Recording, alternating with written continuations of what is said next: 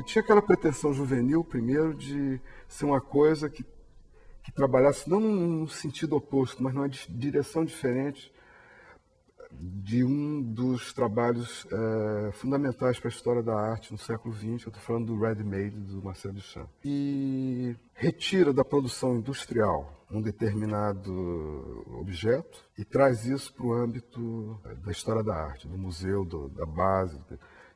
Isso é arte.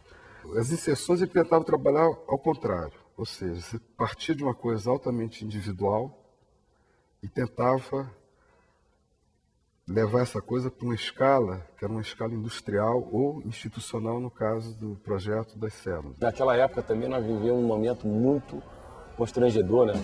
Política caminhando, quer dizer, aquela repressão, depois matar um jornalista, quer dizer, o homem que deveria te falar a verdade, que matou Herzog, né?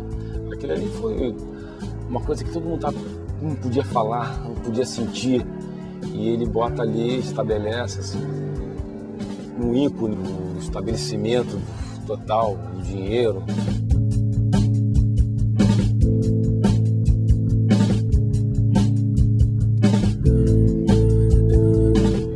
É uma maneira muito nobre de você contrapor com aquilo tudo que estava acontecendo, muito corajosa.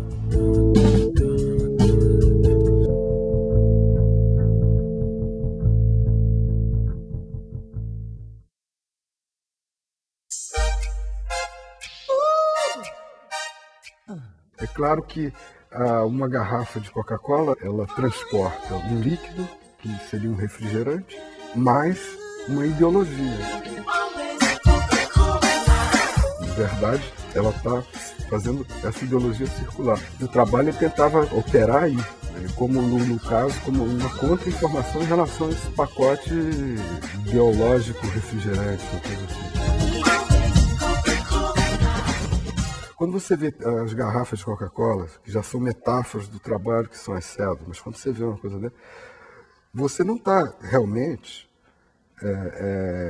lidando com o trabalho.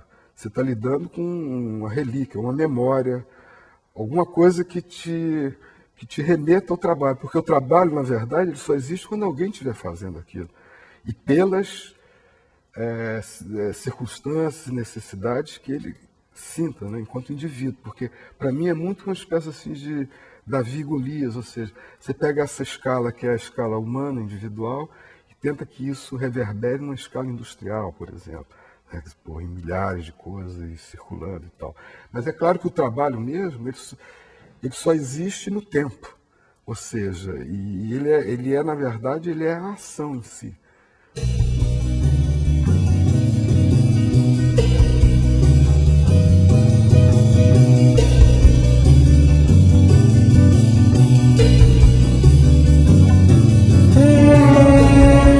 É claro que o discurso que eu utilizei era o meu discurso, eram as minhas opiniões. Nada impediria que um neonazista, ou um fascista, ou um cristão se utilizasse do mesmo procedimento para veicular, seja lá a ideologia que ele quisesse. Podia ser uma paisagem, não tinha que ser uma frase. O trabalho das sessões em si, ele é um trabalho neutro. We are the dollars and cents.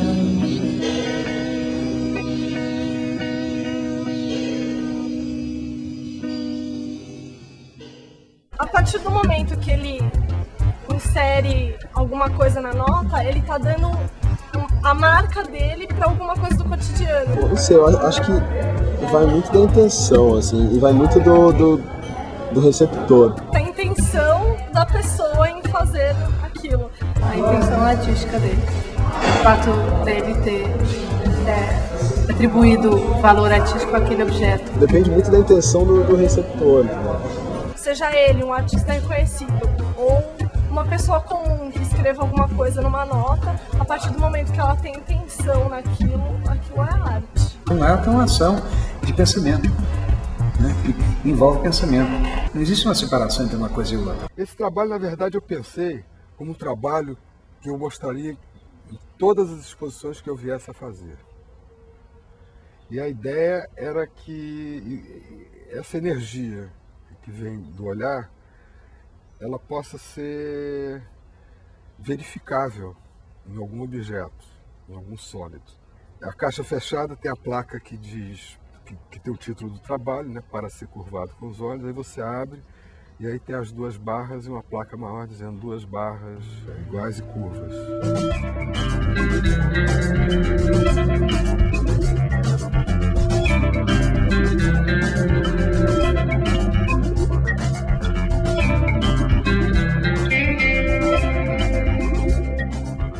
Passado o tempo, com um acúmulo, um depósito de toda essa energia concentrada nessa direção, você curvaria a segunda barra.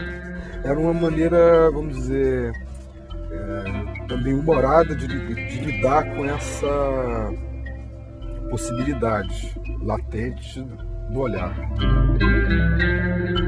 Tá? E basicamente o trabalho é esse.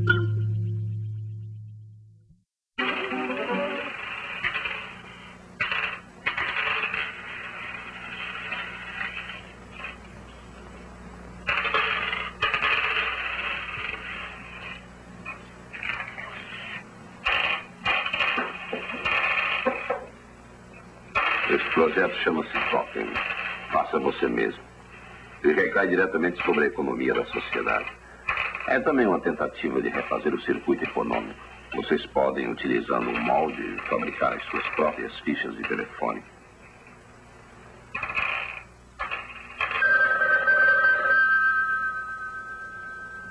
Inserções de circuitos antropológicos foi uma coisa que eu comecei a fazer em 71. Na época, o metrô em Nova York custava 30 cents. O mecanismo, na época, para catraca de metrô, ele se baseava em 2 vetores, tá? Era o tamanho, daqui que você ia botar naquele buraquinho ali, da peça, e o peso dela. Só que eram processos mecânicos, né, de controle. Então, o que acontecia depois de um certo tempo, a balança ia para os ares, né? Ela ficava descalibrada. Né? E, na verdade, o que funcionava mesmo era o tamanho do que você estava botando lá dentro. Então, volta e meia, um cara entrava no apartamento, dava uma reforma, arrancava todo o piso, quebrava em placa e jogava na rua.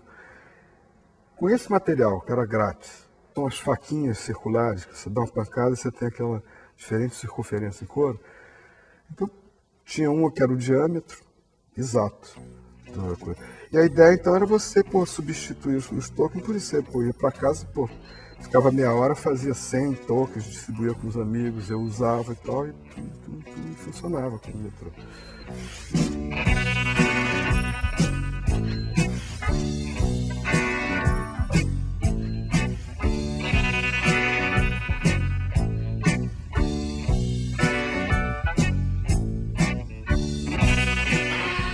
Estado de graça foi uma expressão que eu usei. Claro que isso se baseava em outras coisas, por exemplo, a eliminação do dinheiro, você trocaria trabalho, enfim, todo aquele universo, aquele ideário hippie, a ideia que orientava tanto uma coisa quanto outra era muito próxima, né? Era de você realmente, quer dizer, ter acesso aos serviços, à população, quer dizer, passando por fora do esquema, vamos dizer, capitalista de utilização daqueles meios.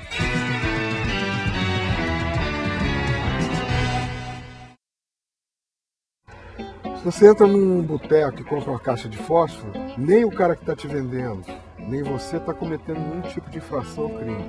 Se você fizer isso repetidas vezes e conseguir, no caso lá, 126 mil caixas de fósforo, você está potencialmente com uma quantidade de explosivos, de pólvora na tua frente, que foi obtida legalmente, e por isso é menos infratora.